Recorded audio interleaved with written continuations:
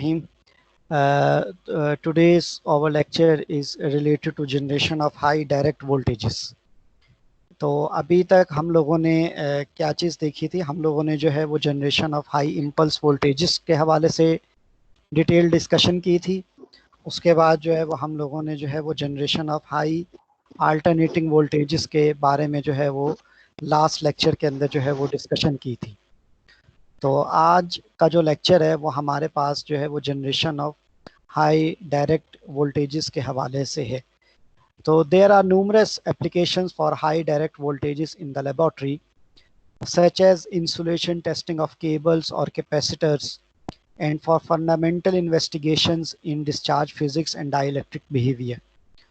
तो हम लोग generation of high direct voltages सिर्फ इसलिए कर रहे होते हैं ताकि हम लोग जो हैं वो केबल्स और कैपेसिटर्स की इंसुलेशन को जो है वो टेस्ट कर सकें, और फिर फर्दर इन्वेस्टिगेशंस भी हम लोग कर सकते हैं जो कि नॉर्मली या ज़्यादातर हम लोग जो हैं वो फिज़िक्स के अंदर जो है वो कर रहे होते हैं। तो जब भी कभी जो है वो generation of high direct voltages की बात आती है तो हमारे पास जो है वो कुछ कॉमन मेथड्स जो हैं वो अवेलेबल हैं जिसकी मदद से हम लोग जो हैं वो डायरेक्ट वोल्टेजेस जो हैं वो प्रोड्यूस कर सकते हैं। The most common generation methods of high direct voltage employ rectification of high alternating voltages। यानी कि जिस तरीके से हम लोग नॉर्मल एक रेक्टिफायर सर्किट देखते हैं जिसके अंदर हम एसी को डीसी में बदलते हैं, इसी तरीके से अगर हम लोग हाई डायरेक्ट वोल्टेजेस जनरेट करने जा रहे हैं तो हम लोग जो हैं वो हाई अल्टरनेटिंग वोल्टेजेस को रेक्टिफाई कर देते हैं in order to get the high direct voltage. तो हम लोग अभी कल के लेक्चर के अंदर, पिछले लेक्चर के अंदर दो मेथड्स पढ़ के आए हैं कि किस तरीके से हम लोग हाई अल्टरनेटिंग वोल्टेज जनरेट करते हैं। पहला मेथड जो था वो हमारे पास टेस्टिंग ट्रांसफार्मर का था और दूसरा जो था वो हमारे पास कैस्केड ट्रांसफार्मर्स का था। तो उन्हीं दोनों मेथड्स को हम लोग जो है वो यूज़ करते हैं और जस्ट आगे जो है with the help of half wave और फुल वेव ब्रिज रेक्टिफिकेशन के मेथड्स के थ्रू जो है हम लोग हाई अल्टरनेटिंग वोल्टेजेस को हाई डायरेक्ट वोल्टेजेस के अंदर जो है वो बदल देते हैं। ठीक है, तो half wave and full wave bridge rectification जो है ये आप लोगों को पता है, इस पे मैं वक्त बिल्कुल ज़ाया नहीं करूँगा। बस ये पिक्चर आप लोगों को मैं दिखा देता हूँ कि figure 6.19 basically show the half period rectifier circuit.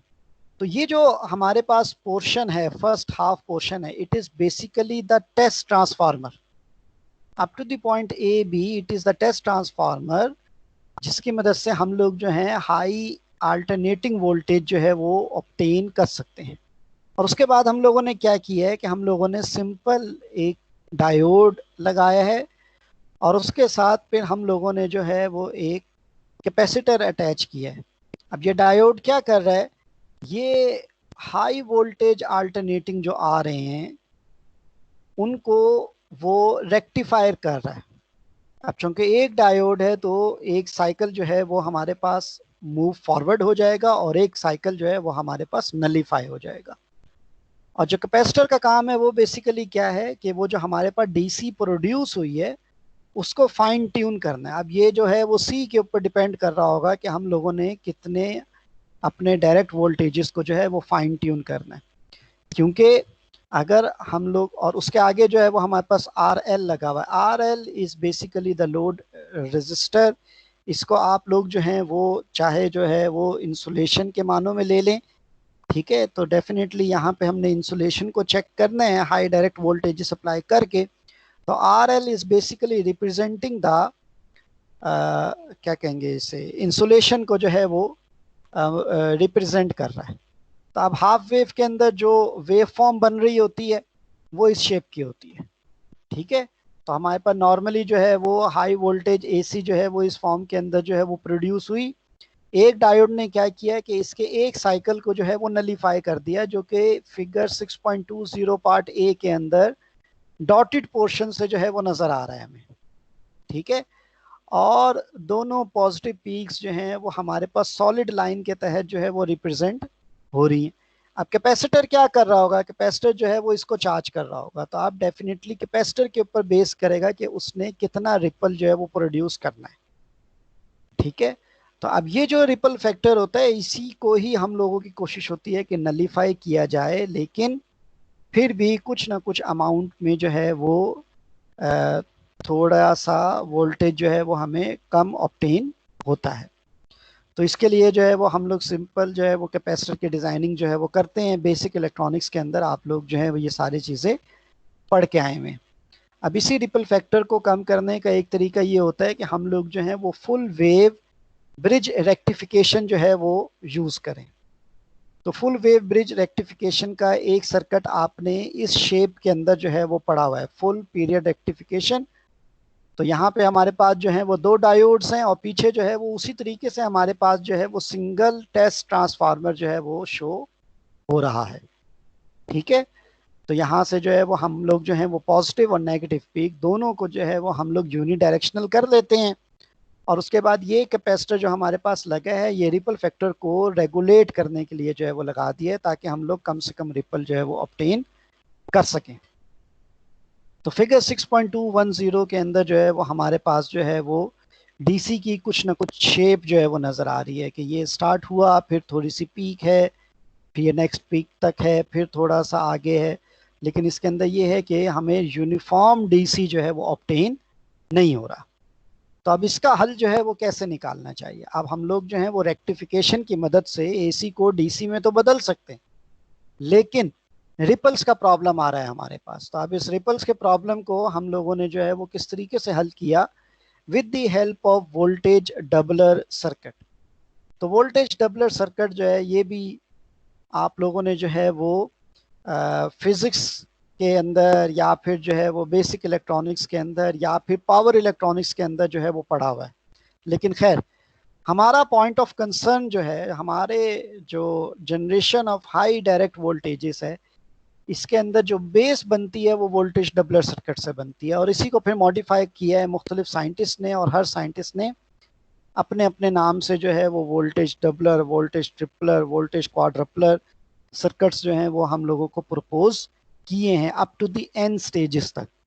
तो अब जितने भी हमारे पास generation of high direct voltages हो रहे हैं वो सारे के सारे with the help of voltage, उनकी जो बेस है वो हमारे पास जो है वो वोल्टेज डबलर सर्किट की है।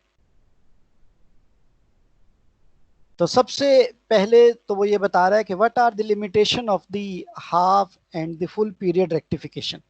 तो वो ये कहता है कि both full period and half period rectifier circuits produce a DC voltage less than the AC maximum voltage। अब उसने यहाँ पे रीजन बता दिया है कि भाई जो फुल ब्रिज और हाफ ब्रिज रेक्टिफायर सर्किट्स थे उनके अंदर प्रॉब्लम क्या था। प्रॉब्लम ये था कि जो डीसी हम लोगों को मिल रही थी उसकी इतनी मैक्सिमम वैल्यू नहीं थी जितनी एसी वेव फॉर्म की थी। तो यहाँ पे हम फिगर 6.210 पार्ट बी को दोबारा से देख लेते हैं। इसके अंदर आप लोगों को जो है वो इजीली नजर आ रहा है कि एसी की जो पीक वैल्यू है वो हमारे पास ये है, लेकिन जो एवरेज डीसी वैल्यू आ रही है उसकी वैल्यू जो है वो इस पीक से निस्बतन कम है। तो ये हमारे पास जो है वो लिमिटेशन है। A voltage doubler circuit produces a DC voltage almost double the peak AC voltage under the loaded condition। अब ये डबलर सर्किट क्या करता है, डबलर सर्किट जो है वो हम लोगों को जो है वो almost 2 times of the peak AC voltage जो है वो गिवन दे देता है अंडर द लोडेड कंडीशन। आगे वो ये कहता है कि one such doubler circuit is shown in figure से बिलो। The circuit has been named after its creator Greinacher of young physicist. तो ये आप लोगों को फिगर 6.22 के अंदर जो है वो आप लोग वोल्टेज डबलर सर्किट जो है वो देख रहे हैं। तो ये वोल्टेज डबलर सर्किट जो है इसको आप लोगों ने जो है वो थोड़े से अच्छे से समझने की कोशिश करनी है। तो अगर आप लोगों के पास कॉपी पेंसिल है तो उसको थोड़ा सा ओपन कर लें, ताकि ये है कि आप लोगों को इसकी बेसिक वर्किंग प्रिंसिपल जो है वो समझ में आ जाए। कि किस तरीके से हम लोगों को जो है वो डबल वोल्टेजेस जो हैं वो आउटपुट पर मिलते हैं। ठीक है, तो आप लोग अपनी कॉपी पेंसिल जो है वो ओपन कर लें, कुछ बातें जो हैं वो आप लोगों को लिखने की जरूरत पड़ेगी तो वो आप लोग लिख लीजिएगा। तो यहाँ पे आप लोगों को लोअर पोर्शन के अंदर जो है वो सिंपल टेस्ट ट्रांसफार्मर जो है वो नजर आ रहा है, जिसको जो है वो मैं इस टाइम पे जो है वो सर्कल भी कर रहा हूँ कि it is basically the test transformer having the low tension side. After this there is a core and then there is a high tension side, और हाई टेंशन साइड से ऊपर ऊपर जो कुछ भी है वो बेसिकली जो है वो डबलर सर्किट की जो है वो कॉन्फ़िगरेशन शो हो रही है। अब हम लोग करते ये हैं कि हम लोग जो हैं वो स्टार्ट करते हैं नेगेटिव साइकिल से। ठीक है, तो हमारे पास जो है वो लो टेंशन साइड पे जो है वो हम लोगों ने एसी सप्लाई की, इसका एक पॉजिटिव साइकिल है और एक उसके साथ जो है वो नेगेटिव साइकिल भी है। ठीक है, तो अब हमारे पास जो है जो नेगेटिव साइकिल है, अब उस नेगेटिव साइकिल ने जो है वो कहाँ से मूव करेगा? नेगेटिव साइकिल जो है वो ओ प्राइम, या फिर जो है वो आप इसको कह दें कि ओ डैश जो है, इस जगह पे जो है वो अपने आप को वोल्टेज डबलर सर्किट के अंदर जो है वो एंटर करेगा। अब जैसे ही ओ प्राइम पे वो एंटर करेगा तो डायोड डी प्राइम जो है या डी डैश जो है वो क्या हो जाएगा? वो फॉरवर्ड बाइस हो जाएगा। जैसे ही फॉरवर्ड बाइस होगा तो हमारे पास नेगेटिव हाफ साइकिल की पीक जो है वो पॉइंट ए तक जो है वो पहुंच जाएगी। मैं नाम दे देता हूं कि भाई ये जो नेगेटिव पीक है इसको हम लोग रिप्रेजेंट करते हैं नेगेटिव वी मैक्स के साथ। ठीक है भाई, तो भाई जो नेगेटिव पीक आई है हमारे पास उसको हम लोग रिप्रेजेंट कर रहे हैं माइनस वी मैक्स के साथ। दोबारा से रिपीट कर रहा हूँ कि हमारे पास नेगेटिव हाफ साइकिल आया, नेगेटिव हाफ साइकिल की पीक जो है वो हमारे पास नेगेटिव वी मैक्स है और वो ओ प्राइम से एंटर हो रही है सर्किट में। रास्ते में उसे डायोड नजर आ रहा है डी प्राइम।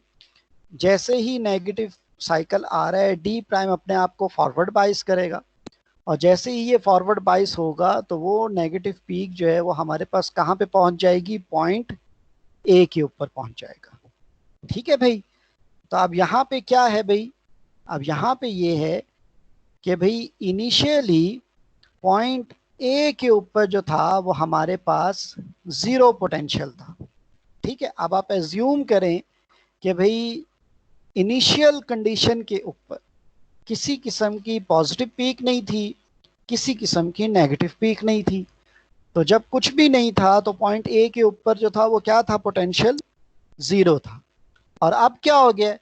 अब जो है वो हमारे पास पॉइंट ए के ऊपर कितना पोटेंशियल आ गया है?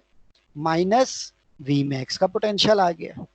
दोबारा से रिपीट कर रहा हूँ कि भाई जब हम लोगों ने जो है वो सप्लाई नहीं दी थी उस टाइम पर सर्किट के ऊपर पॉइंट ए के ऊपर जीरो पोटेंशियल था, और जब हम लोगों ने नेगेटिव पीक दी जो कि ओ प्राइम डी प्राइम से होती हुई पॉइंट ए तक पहुंची, तो वहां पे हमारे पास क्या चीज पहुंच गई? माइनस वी मैक्स पहुंच गया।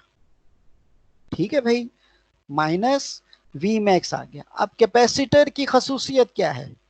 कैपेसिटर ने चार्ज को रिटेन रखने की कोशिश करनी होती है। ठीक है ना भाई, कैपेसिटर ने चार्ज को रिटेन रखने की कोशिश करनी होती है। अब कैपेसिटर पर इनिशियली कितना चार्ज था? जीरो। ठीक है ना भाई, अब उसने कितने चार्ज को रिटेन रखने की कोशिश करनी है? जीरो चार्ज को रिटेन रखने की कोशिश करनी है।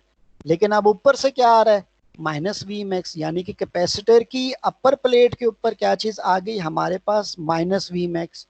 आउटपुट पे हमें क्या चाहिए? जीरो पोटेंशियल चाहिए। तो डेफिनेटली लोअर प्लेट के ऊपर हमें कितना पोटेंशियल चाहिए होगा? प्लस वी मैक्स का। तो इसका मतलब ये हुआ कि वोल्टेज एट पॉइंट सी जो है वो वी सी जो है वो किसके बराबर हो जाएगा? वोल्टेज एट पॉइंट ए यानी कि potential at point A minus potential at point O, तो VC किसके बराबर होगा, VA माइनस VO। तो VA हमारे पास क्या था, इनिशियली 0 था, और V0 हमारे पास क्या बन गया, माइनस Vmax बन गया। तो अब VC हमारे पास कितना बनेगा, पॉजिटिव का Vmax बन जाएगा। तो अब इसका मतलब क्या हुआ कि अब हुआ ये है कि हमारे पास VC के ऊपर जो पोटेंशियल आ गया वो हमारे पास Vmax का आ गया। और अब इसके नतीजे में क्या हुआ कि जैसे ही मेरे पास जो है वो पॉजिटिव साइकिल आया, तो अब पॉजिटिव साइकिल जो है वो जब आएगा तो अब वो नीचे से जो है वो हमारे पास प्लस का Vmax आ रहा है, और ऊपर हमारे पास क्या हो जाएगा, 2Vmax हो जाएगा। अब जब ये 2Vmax हो जाएगा तो इसका मतलब ये हुआ कि हमारे पास पॉइंट ए के ऊपर जो है वो 2Vmax हो गया, यानी कि पॉइंट ए के ऊपर पोटेंशियल वेरी कर रहा है फ्रॉम 0 टू 2Vmax। अब जैसे ही पॉजिटिव साइकिल आया तो डी डायोड जो है ये अपने आप को क्या कर देगा, फॉरवर्ड बाइस कर देगा। और जब डायोड डी फॉरवर्ड बाइस हुआ तो ये 2Vmax जो कि पॉइंट ए पे था, ये इजीली ट्रेवल कर जाएगा पॉइंट बी पर, और पॉइंट बी पे ट्रेवल करने के नतीजे में सी प्राइम के ऊपर कितना पोटेंशियल डेवलप हो जाएगा, 2 टाइम्स ऑफ Vmax का। और ये 2Vmax जो है इसको हम लोग जो है वो आउटपुट ले लेंगे। तो अब पता ये चला कि हमने इनपुट तो दी सिंपल Vmax की, और आउटपुट पे हमें क्या चीज मिल गई, 2Vmax। तो हम लोगों ने वोल्टेज को क्या कर दिया, डबल कर दिया बाय यूजिंग दिस सर्किट। तो हमारे पास आउटपुट पे जो है वो डबल वोल्टेजेस अचीव हो जाएंगे। तो ये जो कुछ मैंने फिगर 6.22 के हवाले से बयान किया है, ये सब कुछ जो है वो इस डिस्क्रिप्शन के अंदर जो है वो अवेलेबल है। तो आप लोग जो है वो खुद इसको पढ़ लेंगे तो आपको जो है वो टोटल इसकी वर्किंग जो है वो पता चल जाएगी कि हाउ दिस सर्किट वर्क्स। अब हम अगले टॉपिक पे चलते हैं। अगला टॉपिक जो है वो हमारे पास जो है वो कैस्केड सर्किट्स के हवाले से। तो आप कैस्केड सर्किट के अंदर क्या है, फिगर से ही हम लोगों को जो है वो बात समझ में आ जाएगी। अब इस फिगर को आप लोग देख रहे हैं, इस फिगर के अंदर जो है वो हमारे पास same just like the doubler circuit है, लेकिन अब इसके अंदर जो है वो हम लोग मुख्तलिफ स्टेजेस का इजाफा कर रहे हैं, मुख्तलिफ स्टेजेस का इजाफा कर रहे हैं। तो यहाँ पे पहले जो हम लोगों ने पढ़ा वो अगर इस सर्किट के लिहाज से देखें तो वो सिर्फ इस पोर्शन तक को हम लोग जो है वो स्टडी करके आए हैं। अब डेफिनेटली आगे जो है वो रेप्लिका है इसी चीज़ का। अब जब आगे रेप्लिका है तो ए प्राइम के ऊपर हमें जो है वो 2Vmax मिल रहा है, तो बी प्राइम के ऊपर जो हमें 4Vmax जो है वो मिल जाएगा। वर्किंग जो है वो सेम उसी तरीके से होगी जिस तरीके से जो है वो हमारे पास पिछले वोल्टेज डबलर सर्किट की थी। पॉइंट ए के ऊपर जो है वो वोल्टेज वेरी कर रहा होगा 0 से लेकर पॉजिटिव 2Vmax तक। तो पॉइंट बी के ऊपर कितना वेरी कर रहा होगा, पॉजिटिव 2Vmax से लेकर पॉजिटिव 4Vmax के दरमियान जो है वो वेरी कर रहा होगा। तो जब ये यहाँ पे पॉजिटिव 4Vmax तक वेरी कर रहा है तो वो मैक्सिमम पोटेंशियल जो है वो बी प्राइम पे चला जाएगा। C2 प्राइम पॉजिटिव 4Vmax के ऊपर जो है वो अपने आप को चार्ज कर लेगा, और आउटपुट पे जो है वो हम लोगों को जो है वो उतना ही पोटेंशियल जो है वो मिल जाएगा, जिसकी मदद से हम लोग जो है अपनी इंसुलेशन की टेस्टिंग जो है वो कर सकते हैं। इसी सर्किट को जो है वो मजीद मॉडिफाई किया इस शेप के अंदर। तो ये जो है ये बेसिकली जो है वो आजकल नॉर्मल जो हम लोग यूज़ कर रहे हैं, it is basically the Cockcroft Walton circuit. तो ये कॉकरॉफ्ट वॉल्टन सर्किट है, ये इसकी जो है वो मुख्तलिफ किस्म की जो है वो स्टेजेस बताई हुई हैं। हम इसकी मदद से हम लोग जो है वो एन टाइम्स ऑफ पोटेंशियल जो है वो हासिल कर सकते हैं। ठीक है, R L is basically representing the insulation और लोड, जिसको हम लोग जो है वो चेक करने के लिए चाह रहे हैं, और हमारी मर्जी है कि हम लोग जितने चाहे सेट को जो है वो इंट्रोड्यूस करके जितना मर्जी चाहे पोटेंशियल के ऊपर जो है वो अपनी इंसुलेशन को जो है वो चेक कर सकते हैं। ठीक है, तो अभी तक के हवाले से जो है वो अगर आपको जो है वो generation of high direct voltages में वोल्टेज डबलर, कैस्केड सर्किट, और या फिर आपको जो है वो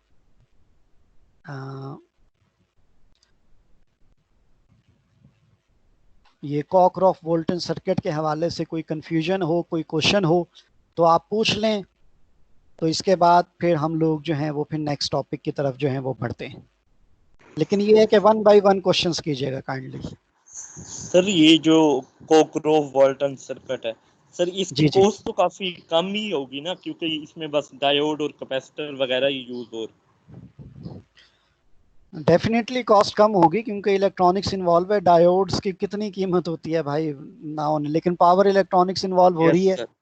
लेकिन ये है कि इसकी कॉस्ट इसलिए थोड़ी सी बढ़ जाती है कि इंसुलेशन और जो हमारे पास जो है वो ह्यूमन बॉडी को बचाना, क्योंकि वोल्टेजेस बहुत ज़्यादा यूज़ होते हैं, थोड़े वोल्टेजेस नहीं यूज़ हो रहे होते। तो ह्यूमन बॉडी को सेव करना, इंसुलेशन को सेव करना, बॉडी ऑफ द इक्विपमेंट को सेव करना, ये सारी चीज़ें जो है वो इन्वॉल्व हो जाती हैं। ठीक है सर, यानी कि प्रोटेक्शन इन्वॉल्व हो जाता है। ठीक है। प्रोटेक्शन तो डेफिनेटली हर जगह इन्वॉल्व है। ये बेशक मोमेंटरी इनकी जो है वो टेस्टिंग के लिए यूज़ करते हैं, लेकिन फिर भी प्रोटेक्शन जो है वो बहुत ज़्यादा इन्वॉल्व है। Okay sir, thank you sir. Sir क्या ये हमारे पास नॉर्मल रेगुलर वर्किंग के लिए हम यूज कर सकते हैं अंडर नॉर्मल लोड कंडीशन?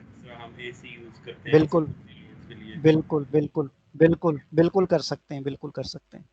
बल्कि भाई यूज़ हो रहे हैं इसी की, यही मेथड तो यूज़ कर रहे हैं टेस्टिंग के लिए। ठीक है ना, अभी टेस्टिंग वाला चैप्टर हमारा आखिरी चैप्टर है, इसके बाद एक और चैप्टर पढ़ेंगे जनरेशन के बाद। फिर टेस्टिंग के अंदर आप लोग देखिएगा कि इम्पल्स टेस्टिंग भी हर इंसुलेशन पे करते हैं, हाई एसी भी टेस्टिंग करते हैं, डीसी की टेस्टिंग भी करते हैं। ठीक है ना, तो ये हर नॉर्मली यूज हो रहे हैं बिल्कुल। सर टेस्टिंग तो हमारे पास इंस्टेंटेनियस हम प्रोवाइड करेंगे ना एक इम्पल्स। तो मैं ये बात कर रहा था कि कॉन्टिन्यूसली जो आप प्रॉपर प्रोवाइड करते जा रहे हैं अंडर वेरिंग लोड कंडीशंस, जिसमें हमारे पास लोड भी वेरी कर रहा हो। असल में ये है कि अगर आप देखें ना, लॉन्ग ड्यूरेशन के लिए ही तो हम लोगों ने ये कैपेसिटर लगाया है। अब इस कैपेसिटर के आगे जो है वो हमारे पास जो है वो रेजिस्टर्स लगे हुए होते हैं, हम उस लिहाज से जो है वो इसको डिस्चार्ज कराते हैं। अगर हम लोगों ने लॉन्ग टेस्टिंग करनी होती है तो फिर इसकी स्लो डिस्चार्ज करवाएंगे। और अगर हम लोगों ने जो है वो फास्ट चेक करना हो कि एकदम से जो है वो very huge amount of DC आया लेकिन शॉर्ट ड्यूरेशन के लिए आया, तो उसी लिहाज से फिर हम लोग जो है वो इसको डिस्चार्ज कराएंगे। क्योंकि एट दी एंड जितना भी मैक्सिमम पोटेंशियल जमा हुआ है वो इस सी एन प्राइम के ऊपर जो है वो जमा हो जाएगा। अब सी एन प्राइम को डिस्चार्ज कराना ये हमारे ऊपर है। जो भी टेस्ट इंजीनियर होता है उसे पता होता है कि उसने किस तरीके से जो है वो इसको डिस्चार्ज कराना है। तो नॉर्मली वो दोनों कंडीशंस को देखता है, इंस्टेंट कंडीशन को भी देखता है, विद स्टैंडिंग कंडीशन को भी देखता है। जब विद स्टैंडिंग कंडीशन की बात करेगा तो वहां पे जाके जो है ये स्लोली स्लोली जो है वो डिस्चार्ज करा रहा होगा। ठीक है जी ठीक सर। भाई, और कोई क्वेश्चन हो? सर एक क्वेश्चन था। जी 6.4.3 आर्टिकल्स में सेकंड लाइन में लिखा हुआ है voltage doubler circuit produce a DC voltage almost double the peak AC voltage under the load condition. तो अगर ये जो हमारे पास वोल्टेज डबलर सर्किट है ये एसी पीक से डबल डीसी प्रोवाइड कर रहा है लोड कंडीशन में, तो इसका कोई नेगेटिव इम्पैक्ट नहीं पड़ेगा हमारे पास सर्किट में या लोड में? भाई बच्चे, बेसिकली हम ये जो इक्विपमेंट्स बना रहे हैं, जनरेशन के बना रहे हैं, ये इनका पर्पस क्या है? अगर आपको याद हो जब हमने ये चैप्टर शुरू किया था तो हमने ये कहा था कि हमारा पर्पस ये है कि हमने इंसुलेशन को चेक करना है। ठीक है ना, इंसुलेशन एक नॉर्मल पोटेंशियल पे तो काम करेगी ही करेगी, हम उसके ऊपर जो है वो 2 टाइम्स 3 टाइम्स पोटेंशियल भी डाल के देखेंगे कि क्या वो उस कंडीशन के ऊपर भी काम कर सकती है। अब इसकी और थोड़ा सा बैक पे चलते हैं। ठीक है, इंसुलेशन को खतरा कब है? ओवर वोल्टेज जवाब की दें, वजह से। परेशान ना हो, जवाब दें। ओवर वोल्टेज की वजह ओवर से। ओवर वोल्टेज सिस्टम में किस कंडीशन की बिना पर आ रहे हैं? ओवर वोल्टेज दो चीजों की बिना पर सिस्टम में आ रहे हैं। पहली, आसमान से बिजली गिर जाए, तब तो हमें पता ही नहीं है कि कितना एकदम से पोटेंशियल। दूसरा, स्विचिंग, यानी कि हमारे सिस्टम के अंदर जितनी भी स्विचिंग हो रही है, फॉल्ट हो रहे हैं, लोड आ रहा है, लोड जा रहा है, कैपेसिटर आ रहा है, कैपेसिटर जा रहा है, इंडक्शन मोटर सिस्टम में ऐड हो रही है, इंडक्शन मोटर सिस्टम से बाहर निकल रही है, और भी 10,000 किस्म के सिनेरियोस होते हैं। हमने इन तमाम सारी कंडीशंस को जहन में रखना है ना। तो एबनॉर्मल कंडीशन के लिए हम लोग अपनी इंसुलेशन को चेक करने जा रहे हैं। तो जब इंसुलेशन को चेक करना है, एबनॉर्मल कंडीशन के ऊपर चेक करना है, तो एबनॉर्मल किस्म का वोल्टेज जनरेट भी तो करना है। बात समझ में आई बच्चे? तो जब एबनॉर्मल कंडीशन किस्म का वोल्टेज जनरेट करना है, तो इसलिए फिर हम लोग ये इस किस्म के इस इंस्ट्रूमेंट्स डिजाइन कर रहे हैं। ठीक है, ठीक है। और किसी का कोई क्वेश्चन हो?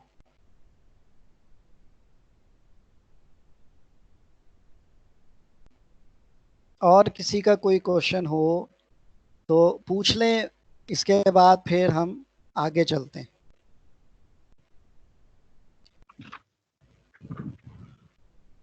और क्लियर है सर, कैरी ऑन करें सर। एक ये वोल्टेज ड्रॉप ड्यूरिंग लोडिंग, ये वाला टॉपिक हमने करना है। एंड स्टेज कास्केडेड सर्किट से पहले एक topic, voltage drop during loading.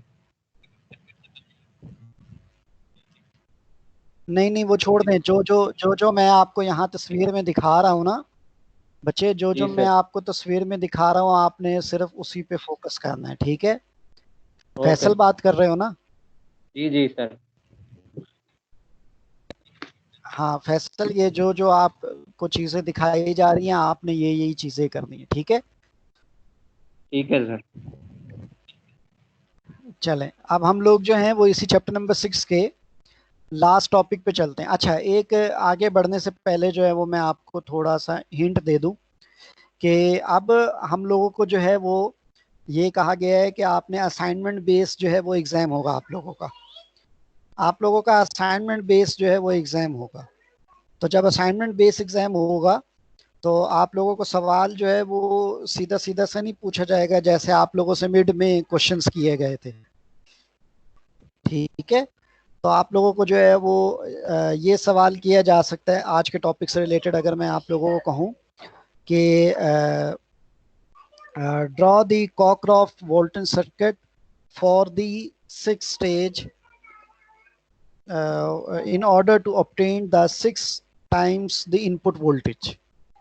तो आप लोग फिर खुद ही से जो है वो सोचेंगे कि भाई कितना मैंने जो है वो फिर इस चीज़ को जो है वो चेंज करना है। दूसरा जो है वो आप लोगों से जो है वो ये पूछा जा सकता है कि आप लोग जो है वो स्टेप बाय स्टेप बताएं कि किस तरीके से पोटेंशियल लेवल जो है वो लास्ट स्टेज तक जो है वो बढ़ रहा है। तो इसके अंदर थोड़ा सा आप लोग अपना जो है वो दिमाग इस्तेमाल करेंगे तो इंशाल्लाह जो है वो आप लोग जो है वो ये कॉम्प्लेक्स प्रॉब्लम बेस किस्म के जो है वो क्वेश्चंस कर सकते हैं। ठीक है?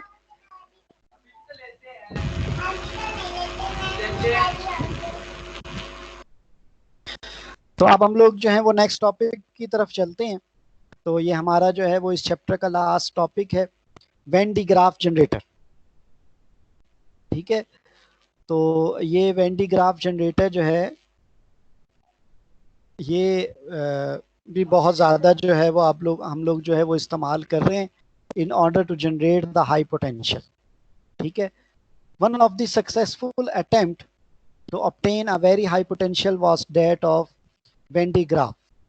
तो वेन डी ग्राफ जो है ये एक बेसिकली साइंटिस्ट था।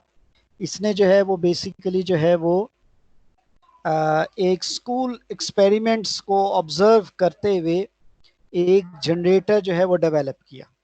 तो आप लोगों ने भी स्कूल लाइफ के अंदर या डेली लाइफ के अंदर एक एक्सपेरिमेंट किया होगा कि अगर आप लोग जो हैं वो कंघा ले लें और अपने आप सर पे बालों में फेरना शुरू करें तो कुछ देर के बाद कंघे के अंदर जो है वो एक कुव्वत डेवलप हो जाती है जिसकी मदद से जो है वो आप लोगों के बाल जो हैं वो ऊपर नीचे जो है वो आप लोग कर सकते हैं। जैसे जैसे आप लोग कंघा ऊपर करेंगे बाल उठेंगे, कंघा नीचे करेंगे बाल नीचे आएंगे। ठीक है? तो इसी तरीके से जो है वो अगर आप लोग जो है वो कोई रॉड ले लें और उसको जो है वो आप लोग जो है वो किसी भी फर मटेरियल के ऊपर जो है वो रब करें तो थोड़ी देर के बाद उसके अंदर भी जो है वो पोटेंशियल डेवलप हो जाता है। और अगर आप लोग उसके कागज़ के टुकड़ों के पास लेकर जाएं तो कागज के टुकड़े जो हैं वो एकदम से जो है वो ऊपर की तरफ जो है वो अट्रैक्ट होते हैं। तो ये जो वेंडी ग्राफ था, इसने एक्सपेरिमेंट क्या ऑब्जर्व किया, इसने ग्लास रॉड को जो है वो बिल्ली के फर के साथ जो है वो रब किया। तो उसने फिर ये ऑब्जर्व किया कि भाई ये तो चार्ज पैदा हो गया, और उससे उसने जो है वो पिथ बॉल को जो है वो थोड़ा सा मूव किया। जैसे जैसे वो पिथ बॉल के करीब रॉड को लेकर आता था, पिथ बॉल जो है वो थोड़ी सी आगे मूव करती थी। वो टच नहीं करता था, लेकिन जो चार्ज होता था वो उसके ऊपर जो है वो प्रेशर अप्लाई करता था, जिसकी मदद से जो पिथ बॉल जो है उसके ऊपर भी जो है वो चार्ज ट्रांसफर होता था और वो थोड़ी सी आगे मूव करती थी। तो इस एक्सपेरिमेंट की बेस के ऊपर उसने ये ऑब्जर्व किया कि उसने दो बातें ऑब्जर्व की। पहली बात क्या ऑब्जर्व की, firstly there is only a small charge on the rod itself. वो कहते हैं कि भाई पहली बात तो ये है कि रॉड के ऊपर जो है वो बहुत कम चार्ज जो है वो डेवलप हुआ है। वो कहता है कि इससे बेटर रिजल्ट जो है वो हम लोग अचीव कर सकते हैं। किस कंडीशन के ऊपर अचीव कर सकते हैं, if the charge from the charge rod is transfer to the ball many times in succession. भाई वो ये कहता है कि भाई इंसानी जान के अंदर तो इतनी स्पीड नहीं है कि वो एकदम से जो है वो बालों में कंघी फेरे या फर के ऊपर जो है वो रॉड ग्लास रॉड को घुमाए और एकदम से जो है वो बॉल तक लेकर आ जाए। तो वो कहता है कि ये हमारी चौंके स्पीड थोड़ी सी स्लो होती है, तो रॉड के ऊपर से कुछ ना कुछ चार्ज जो है वो फिर ज़ाया हो जाता है। वो कहता है कि अगर हम लोग इस स्पीड को बढ़ा दें तो मैक्सिमम अमाउंट ऑफ चार्ज जो है वो हम लोग रॉड से पिथ बॉल के ऊपर जो है वो ट्रांसफर कर सकते हैं। सेकेंडली उसने ये ऑब्जर्व किया, the ball is not fully insulated and during the interval between two communication of charge a part of it leaked away। तो वो ये कहते हैं कि अब बॉल भी जो है वो प्रॉपर इंसुलेटेड नहीं है। अगर बॉल को भी हम प्रॉपर इंसुलेटेड कर दें तो जितना भी थोड़ा बहुत लीकेज हो रहा है वो सारा का सारा लीकेज जो है वो हम लोग महफूज कर सकें। The leakage increases with the charge of the ball. So to build a high potential on the ball, we must supply greater and greater quantities of charge with greater frequency। वो कहते हैं कि अगर हम लोग जो हैं वो जस्ट फ्रीक्वेंसी को बढ़ा दें, स्पीड को बढ़ा दें, तो हम लार्ज अमाउंट ऑफ चार्ज जो है वो ट्रांसफर कर सकते हैं from one body to another body. The second one is reduce the leakage of electric charge from the ball.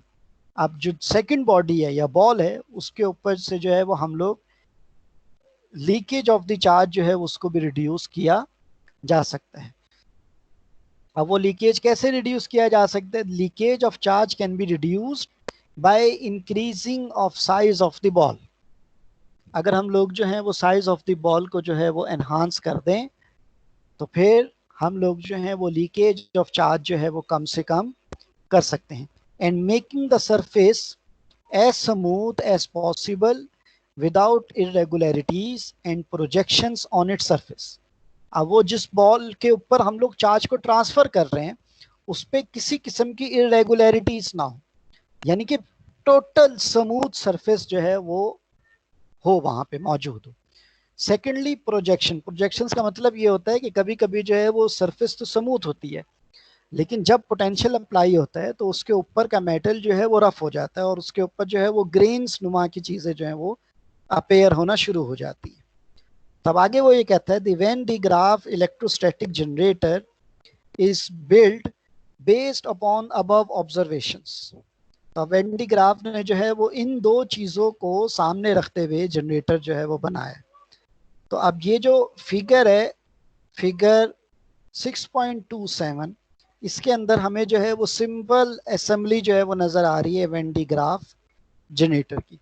तो अब वो इस फिगर की कंस्ट्रक्शन के हवाले से जो है वो बात करेगा। ठीक है, तो फिगर की कंस्ट्रक्शन के लिए जो है वो ये कह रहे हैं हमें,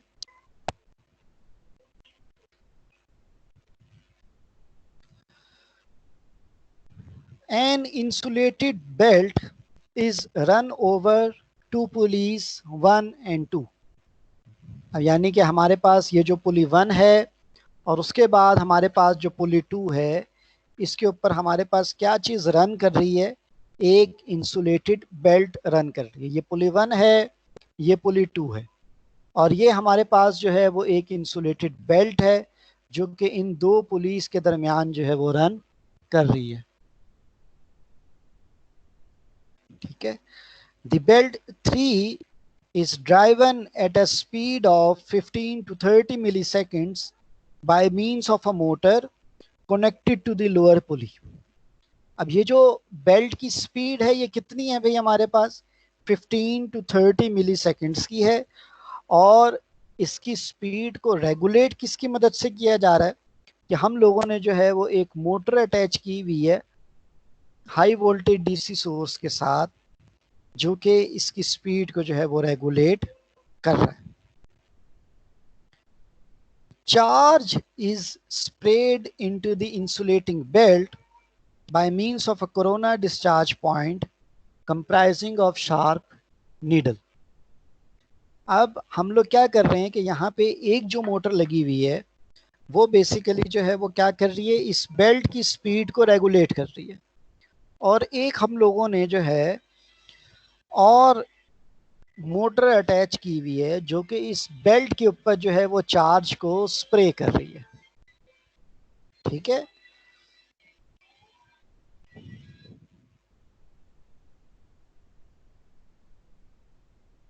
As the belt moves up, the positive charge sprayed on it by the lower spray, यानी कि 0.4 के ऊपर हम लोगों ने जो है वो एक स्प्रे लगाया हुआ है जो कि इस बेल्ट के ऊपर जो है वो पॉजिटिव चार्ज कंटिन्यूसली स्प्रे कर रहा है। The positive charges are collected by the collecting needle from the belt. अब 0.5 के ऊपर जो है वो हमारे पास जो है वो एक कलेक्टिंग नीडल है जो कि इस पॉजिटिव चार्ज को जो है वो कंटिन्यूसली क्या कर रहा है, कलेक्ट कर रहा है। These needles are connected to the upper pulley 1, और इस नीडल को हम लोगों ने किसके साथ कनेक्ट कर दी है, पुली नंबर 1 के साथ कर दी है। And to the inside of an insulated metal electrode 6 through the resistor R, और ये पुली और ये जो कलेक्टिंग 0.5 है ये एक तरफ से तो 0.1 के साथ कनेक्टेड है और दूसरी तरफ से जो है वो 6 पॉइंट यानी कि 6 हमारे पास क्या है, इंसुलेटेड मेटल इलेक्ट्रोड है, हाई वोल्टेज इलेक्ट्रोड है, इसके साथ कनेक्टेड है with the help of resistor R. Positive charge flow on the electrode 6 and there appear a voltage drop on this resistor. अब ये जो चार्ज पॉजिटिव चार्ज 0.5 पे collect हुआ है ये through resistor R insulated electrode, insulated metal electrode के ऊपर जो है वो जमा होना शुरू हो जाएगा। अब डेफिनेटली चार्ज जो है वो ट्रेवल कर रहा है फ्रॉम 5 थ्रू आर टू 6, तो डेफिनेटली कुछ ना कुछ पोटेंशियल जो है वो आर के ऊपर भी ड्रॉप हो रहा होगा। The drop becomes larger when higher value of R and charge conveyed by the belt. It is always possible to select the resistor R such that the potential difference between the pulley 1 and the pulley 6 or the metal electrode 6 could bring about the discharge from the upper spray bottle, from the upper spray needle 7 connected to the inside of the electrode 6. अब वो ये कहते हैं कि हम लोग R की value जो है वो इस तरीके से कनेक्ट करते हैं कि भाई जितना भी चार्ज यहाँ पे जमा हुआ है वो कुछ ना कुछ उसमें से जो है वो डिस्चार्ज हो फ्रॉम द 0.7 और through resistor R prime which is connected to the spray bottle 7. अब ये जो 7 पॉइंट के ऊपर जो चार्ज इनपुट हो रहा है दोबारा इंसुलेटेड बेल्ट के ऊपर, अब उसका पोटेंशियल डिफरेंस इस तरीके से एडजस्ट किया जाता है with the help of this resistor that the output at 0.7 is the negative charge which is sprayed on the belt. अब यानी कि हुआ ये कि हमने पॉइंट पुली नंबर 2 से या पॉइंट 4 से पॉजिटिव चार्ज स्प्रे किया बेल्ट पे, जितना पॉइंट 5 पे कलेक्ट हो सकता था वो हो गया। अब जितना हमने कलेक्ट कर सकते थे वो कलेक्ट हो गया, लेकिन कुछ पॉजिटिव चार्ज जो है वो बेल्ट के ऊपर जो है वो रिमेनिंग रह जाता है। अब हम लोगों ने उसके लिए जो है वो आगे जगह बनानी है ना। अब उसके लिए आगे जगह बनाने के लिए हम लोगों को क्या चाहिए कि हम नेगेटिव चार्ज स्प्रे करें, यानी कि पॉजिटिव नेगेटिव आपस में मिलकर न्यूट्रल हो जाएं और हमारी बेल्ट जो है वो दोबारा से जो है वो फिर क्लियर हो जाए। तो उसके लिए हम लोग 0.7 के रेजिस्टर को वैल्यू को इस तरीके से एडजस्ट करते हैं ताकि हमारे पास नेगेटिव चार्ज जो है वो बेल्ट के ऊपर जो है वो स्प्रे होना शुरू हो जाए और फिर हम लोगों को जो है वो फिर बेल्ट क्लियर हो जाए ताकि वो आसानी से जो है वो आगे से दोबारा से पॉजिटिव चार्ज लेकर आना शुरू हो जाए। ठीक है, तो इसके बारे में जो है ये ऊपर लिखे है, this neutralises any positive charge remaining on the belt and leaves an excess of negative charge which travel down the belt to the bottom spring point 4. The entire equipment is usually enclosed in an earth metal tank. अब ये जितनी भी arrangement है सारी की सारी, इसको हम लोगों ने जो है वो अर्थ मेटल टैंक के अंदर जो है वो फिर इंसुलेटेड करते हैं। अब इस अर्थ मेटल टैंक को हम लोग फिल कर देते हैं, filled with compressed gases like air और SF6। ये SF6 और एयर का काम क्या होगा कि अगर किसी बिना पर इन चार्ज कम्बिनेशन के दौरान आर्क प्रोड्यूस हो जाए तो उसको फौरन से जो है वो फिर क्वेंच कर दे। The diameter of the metal electrode needs to be large enough so that electric field stress at the rated voltage does not cause discharge. The surface should also be free from irregularities to avoid local discharges. तो ये basically जो है वो हमारे पास एक construction और थोड़ा सा ओवरव्यू था वर्किंग के हवाले से कि किस तरीके से हम लोग जो हैं वो फिर अब आप चार्ज को जो है वो ट्रांसफ़र कर रहे हैं from one body to another. तो आप इसको इसी तरीके से ले सकते हैं कि ये जो हमारे पास पुली नंबर 1 पे जो हम लोगों ने चार्ज डाला है और ये जो बेल्ट है इट इज़, इसको आप एग्जाम्पल के तौर पर ले लें, it is the glass rod और चार्ज जो है वो ट्रांसफर हो रहा है from the glass rod to the pith ball जिसको हम लोगों ने 6 से जो है वो रिप्रेजेंट किया हुआ है।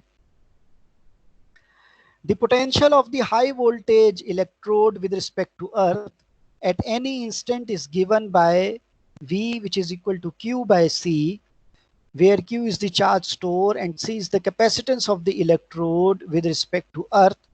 अब चूंकि चार्ज स्टोर हो रहा है तो इसको हम लोग जो है वो कैपेसिटर के तौर पे ले रहे हैं। The charging current is given bye I which is equal to SBV।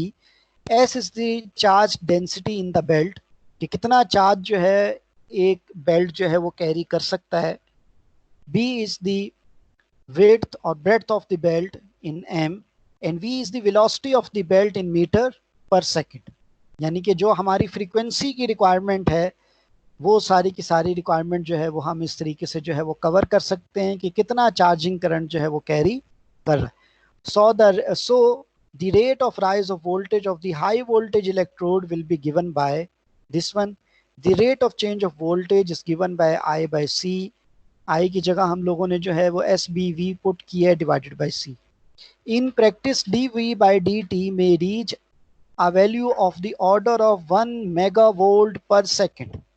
अब यहाँ से आप लोग जो है वो देख सकते हैं कि हम पर सेकंड कितना पोटेंशियल जो है from the belt to the electrode, metal electrode 0.6 के ऊपर जो है वो ट्रांसफर कर सकते हैं। यानी कि एक सेकंड के अंदर हम लोग जो है वो 1 मेगावोल्ट पोटेंशियल जो है वो ट्रांसफर कर सकते हैं। It may appear that the final potential of the electrode would be infinite in the absence of any loss of charge. तो आउटपुट पे हमें कितना पोटेंशियल मिल रहा है? इनफाइनाइट। यानी कि अभी तक जितने सर्किट्स हम लोगों ने पढ़े थे उसमें हमें पता था कि हमें 2 टाइम्स मिलेगा, 4 टाइम्स मिलेगा, 6 टाइम्स मिलेगा, लेकिन इस वेन डी ग्राफ जनरेटर से हम लोग इनफाइनाइट अमाउंट ऑफ पोटेंशियल जो है वो हासिल कर सकते हैं अगर हम लोग लॉसेस को कंसीडर ना करें। However, an equilibrium potential is reached when the charging current equals the discharge current, which includes load current, leakage current, current to measuring circuits and current to supply corona losses if present. तो अब ये तमाम चीज़ों अगर मौजूद हो तो फिर हम डेफिनेटली जो है वो इनफाइनाइट अमाउंट ऑफ पोटेंशियल जो है वो हासिल नहीं कर सकते. The surface charge density S is limited by the dielectric strength of the medium surrounding the high voltage electrode.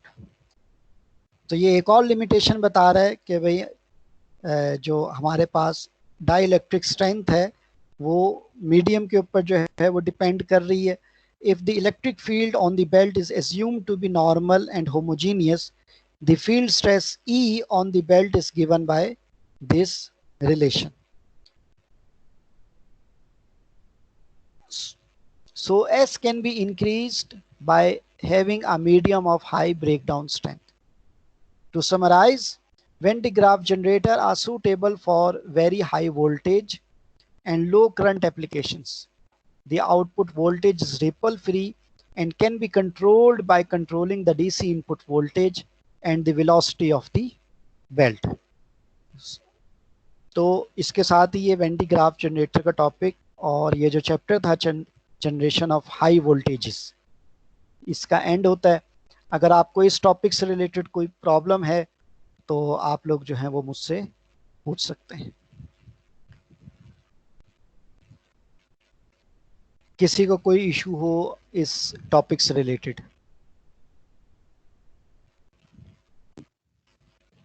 Sir ये लास्ट में लिखा हुआ है कि कोरोना लॉसेस, तो कोरोना लॉसेस प्रेजेंट होने की कौन सी रीजन हो सकती है इसमें? क्योंकि ये एक मेटल टैंक के अंदर होता है तो कोरोना लॉसेस तो आयनाइजेशन ऑफ एयर की वजह से नहीं होती, तो इसमें एयर कहाँ से आ गई?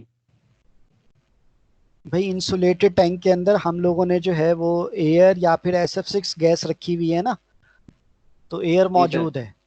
ठीक है, तो एयर के एक खास पोटेंशियल पे जाके एयर के पार्टिकल्स जो हैं वो आयोनाइज हो जाते हैं. ठीक है, तो इसलिए जो है वो थोड़ा बहुत जो है वो कोरोना लॉस जो है वो अकर करता है. ठीक है, तो वैसे तो ये है कि एयर हम लोग पहले यूज करते थे, अब तो ज्यादातर हम लोग SF6 या फिर वैक्यूम को जो है वो ट्राई करते हैं. लेकिन चूंकि पोटेंशियल लेवल बहुत ज्यादा है तो वैक्यूम जो है वो एक खास पोटेंशियल से आगे हम यूज नहीं करते हैं, तो इसलिए हम लोग जो है वो SF6 को अब ज्यादा इस्तेमाल कर रहे हैं. तो एयर को जहन में रखते हुए उसने जो है वो कोरोना लॉसेस की बात की है. ओके जी, और किसी का कोई क्वेश्चन हो? जी जी सर, पीछे लिखा हुआ है the belt tree is driven at a speed of 15 to 13 micro second. नहीं, माइक्रो नहीं है, मीटर पर सेकंड है. हाँ, 15 to 30 मीटर पर सेकंड स्पीड का यूनिट है. ये तो हमने अगर स्ट्रेट लाइन में चल रहे हैं तो उसके लिए लेते हैं. अब ये एक साइक्लिक प्रोसेस है तो इसमें RPM नहीं लेंगे इसका यूनिट. बस बेसिकली उसने जो है वो बेल्ट की स्पीड बताई है कि from the lower pulley to the upper pulley जो है वो बेल्ट की स्पीड कितनी होगी. ठीक है, तो आप इसको बेशक RPM के अंदर ले लें, वो कोई ऐसा मसला नहीं है. बस उसने एक रेंज बता दी है कि हम इससे ज्यादा बेल्ट की स्पीड नहीं रखते हैं. ठीक है जी, और किसी का कोई क्वेश्चन हो? चलें ठीक है, फिर आज के लेक्चर के अंदर हम लोगों ने जो है वो generation of high direct voltages के बारे में पढ़ा है. इसके अंदर हम लोगों ने जो है वो half wave and full wave bridge rectification से स्टार्ट किया और उसके बाद जो है वो वोल्टेज डबलर सर्किट को देखा है. उसके बाद जो है वो कास्केड सर्किट्स के हवाले से बात की है. उसके बाद हम लोगों ने जो है वो कॉक्रॉफ्ट वोल्टेज सर्किट के हवाले से बात की है और फिर आखिर में हम लोगों ने वेन डिग्राफ जनरेटर के हवाले से बात की है. ठीक है, तो इसको आप लोग जो है वो पढ़िएगा. कोई और क्वेश्चंस होगा तो फिर उसको जो है वो हम डिस्कशन सेशन के अंदर जो है वो टच कर लेंगे. ठीक है, थैंक यू वेरी मच. तो आज के लिए बस इतना ही काफ़ी था. अल्लाह हाफिज़. Okay sir, thank you. खुदा हाफिज़. अल्लाह.